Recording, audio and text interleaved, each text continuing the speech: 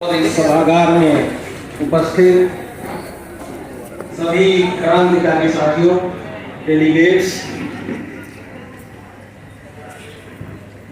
आखिर काफी लंबी चर्चा के बाद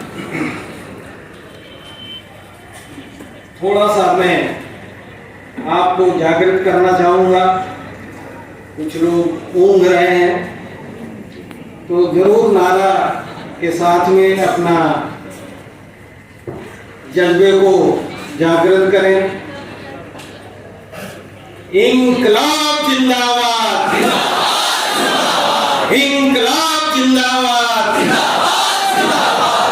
चलिए, कुछ चैतन्यता अवश्य प्राप्त हुई होगी।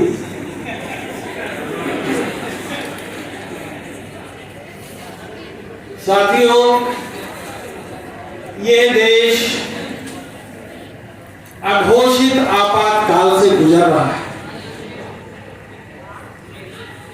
एक ऐसा समय जिस समय हमारे देश के नागरिकों को धर्मभीर, आज्ञाकारी भक्त बनाने का भरसक प्रयास किया जा रहा है। नागरिक बोध किसी भी तरह से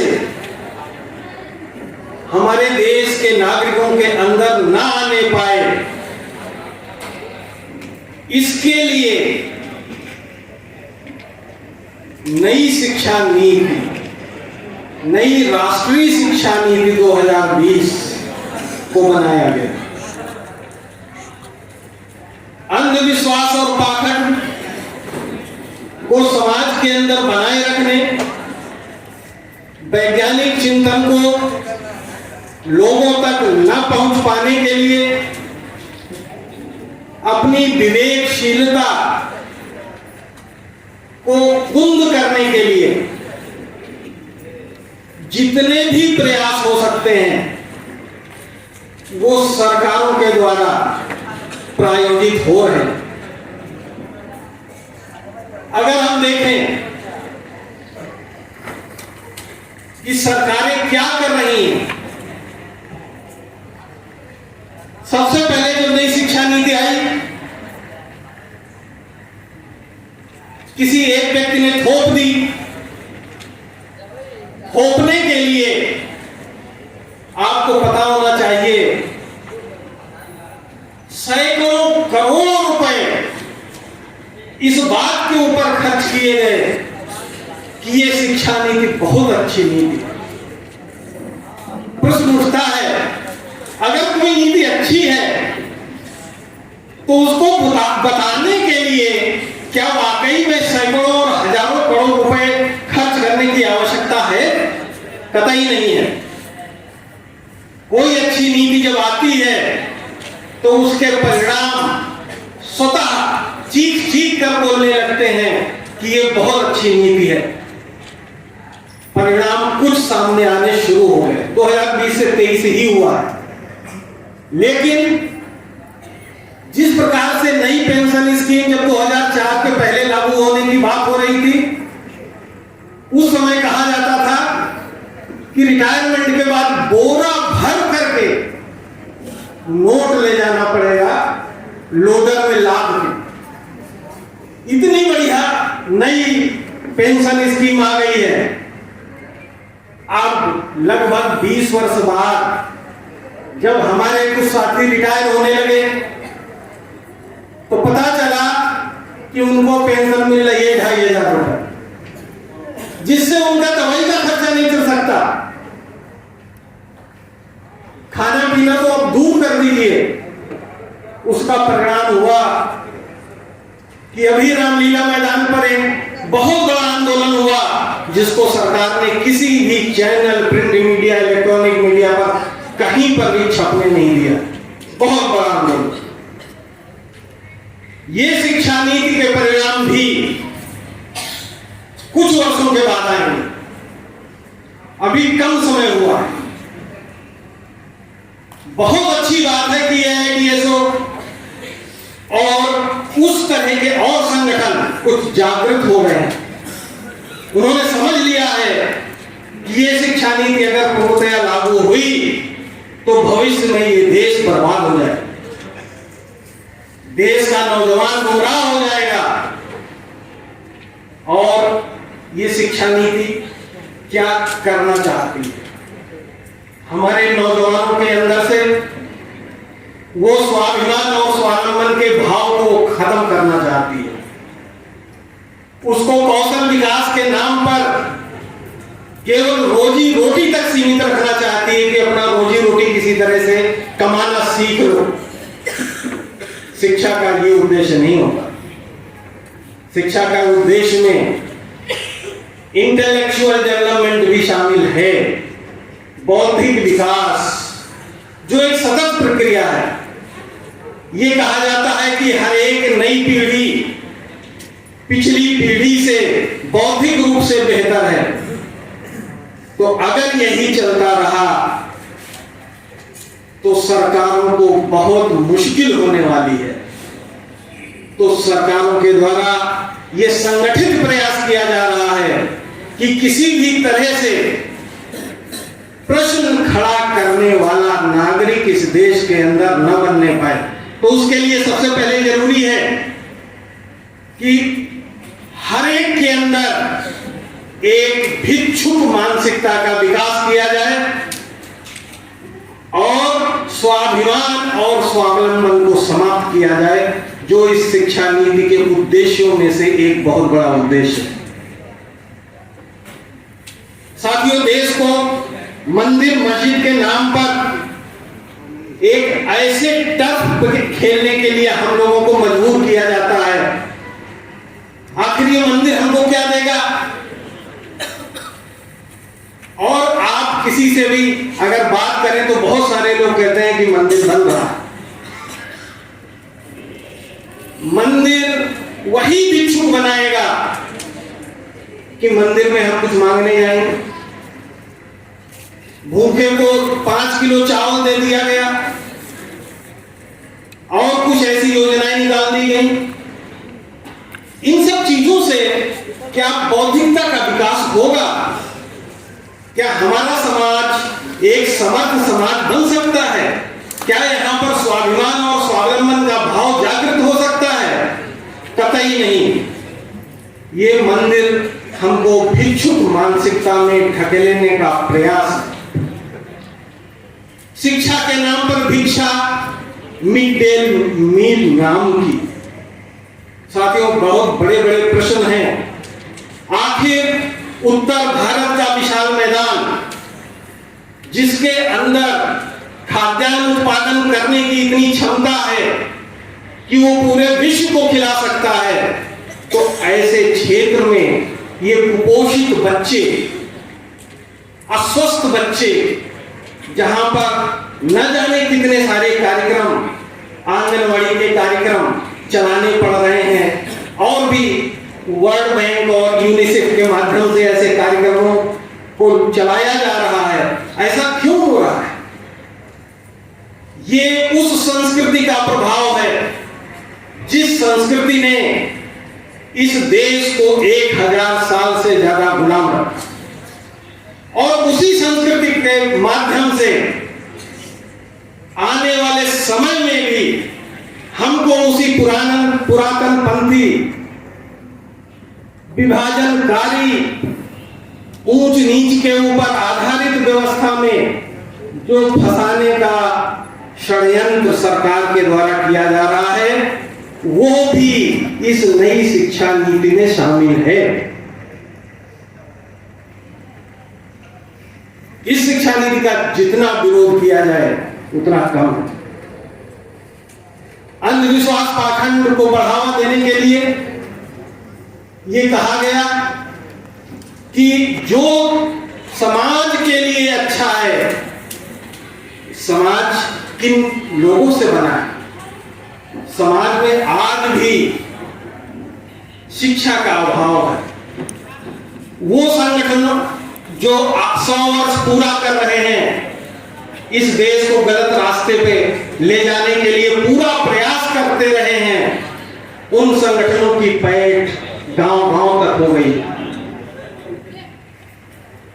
वो नहीं चाहते कि वैज्ञानिक चिंतन युक्त एक समाज का विकास, जिस दिन वो उसका विकास होने लगा, हमारे नौजवान साथियों के अंदर इस तरह का वैज्ञानिक चिंतन जागृत हो गया, तो उस दिन ये 100 वर्ष होने वाले संगठन किस बिल में छुप जाएंगे आप देख भी नहीं सकते, भाग जाएंगे, समाप्त हो जाएंगे। क्योंकि सच्चाई को रोका तो जा सकता है कुछ समय के लिए, लेकिन समाप्त नहीं किया जा सकता। इन लोगों ने जिन मंसूबों के साथ नई शिक्षा नीति का निर्माण किया, भाषा के ऊपर इन्होंने प्रहार किया, चाहे प्राथमिक शिक्षा हो, माध्यमिक या उच्च शिक्षा, इन सभी क्षेत्रों में आकर के एक ऐसी व्यवस्था बनाने का प्रयास कर रहे हैं जहां शिक्षा केवल रोजगार का एक साधन बन सके। शिक्षा के उद्देश्यों में अंतिम उद्देश्य रोजगार पाने का होता है, ये पहला उद्देश्य कभी नहीं हो सकता। इंसान के अंदर अगर मानवीय गुणों का विकास नहीं हो पा रहा है, मानवीय गुण, मानवता, ये चरित्र निर्माण से संबंधित जो चीजें हैं वो बहुत ही आवश्यक है, जिसके लिए नई शिक्षा नीति में कुछ शब्दों का प्रयोग किया गया, लेकिन वास्तव में जो उसके कोर में है वो कहीं पर भी परिलक्षित होता दिख नहीं रहा। क्रांतिकारी साथियों, इस नई शिक्षा नीति का किसी भी स्तर पर विरोध होना चाहिए और वैकल्पिक रूप से क्या हम चाहते हैं इसकी बात होनी चाहिए। केवल विरोध से काम नहीं चलेगा। अगर हम एक चीज को हटाना चाहते हैं तो उसके स्थान पर लाना क्या चाहते हैं? हम चाहते हैं कि शिक्षा सरकारी क्षेत्र में रहे, ये निःशुल्क हो, चाहे केंद्र सरकार हो चाहे राज्य सरकार हो, से लेकर के पंचायत तक जो भी बजट बनाने वाले ऑर्गेनाइजेशन, इस तरह से जो पब्लिक से फंड आता है, जो भी पब्लिक फंड कलेक्ट होता है, उसका कम से कम 10% शिक्षा के ऊपर खर्च किया जाना चाहिए। ये हमारे रेजोल्यूशन में आए।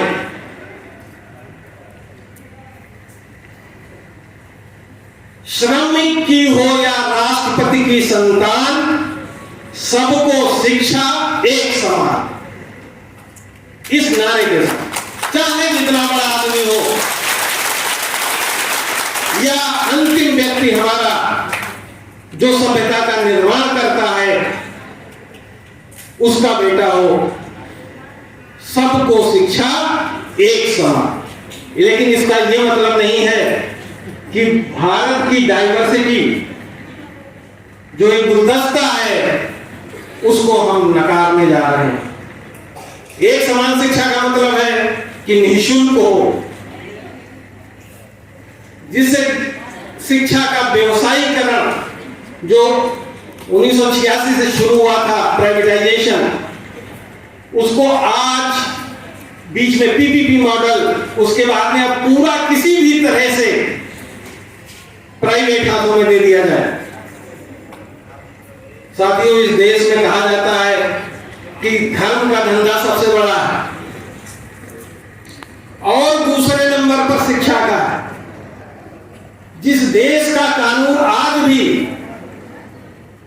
किसी भी विश्वविद्यालय या सामान्य विद्यालय को खोलने के लिए प्राइवेट अंतर्गत मान्यता नहीं देता, यानी कि शिक्षा को व्यवसाय कानूनी रूप से आज भी नहीं मिला हुआ है, परोक्ष रूप से पूरी तरह से वो व्यवसाय है।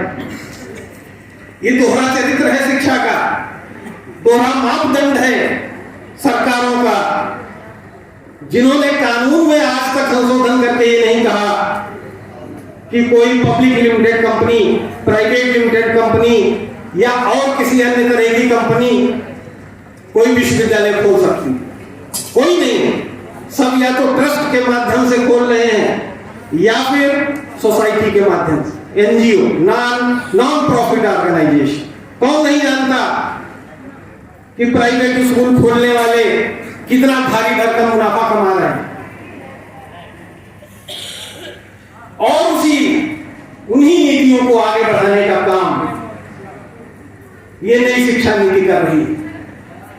आने वाले समय में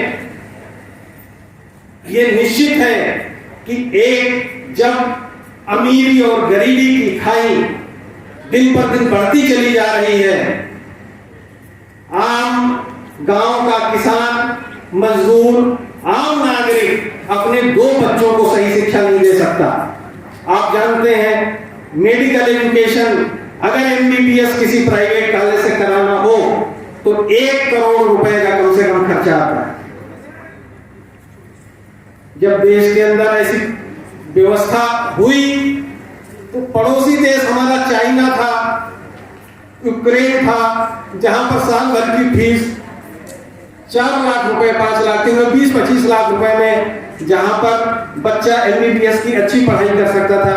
तो जब ये देखा गया तब पता चला कि जो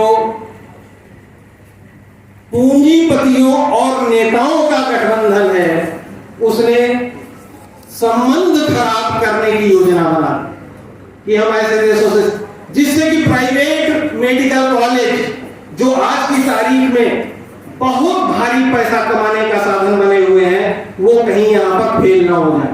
उनको बनाए रखने के लिए चाइना से भी और भी कुछ देश जहां पर कम फीस में बच्चे यहां से जाते थे वहां न जा। तो शिक्षा को मजबूर, जो भी पैसा दे सकता है या लोन लेके पढ़ा सकता है, उसको मजबूर किया जा रहा है कि आप यहीं पढ़िए, यहीं पैसा जमा करिए। एमबीए की पढ़ाई में पहले से भी आईएम को एक भी पैसा पब्लिक फंडेड नहीं है। टोटल पैसा इंडियन इंस्टीट्यूट ऑफ मैनेजमेंट अपनी फीस से ही सब मैनेज करते हैं, और उनको सब पता है कि उनकी फीस 2 साल की 30 लाख रुपए से कम नहीं। साथियों, इस तरह के व्यवसायीकरण और जिस तरह से पैसा उगाहने का काम बिना कानून को बनाए गैर कानूनी तरीके से शिक्षा को बर्बाद किया जा रहा है, हमको धर्म के अंधकार में ढकेला जा रहा है। इससे ऊपर उभरने की आवश्यकता है। इन शब्दों के साथ मैं अपनी बात को समाप्त करता हूं। इंकलाब जिंदाबाद, इंकलाब।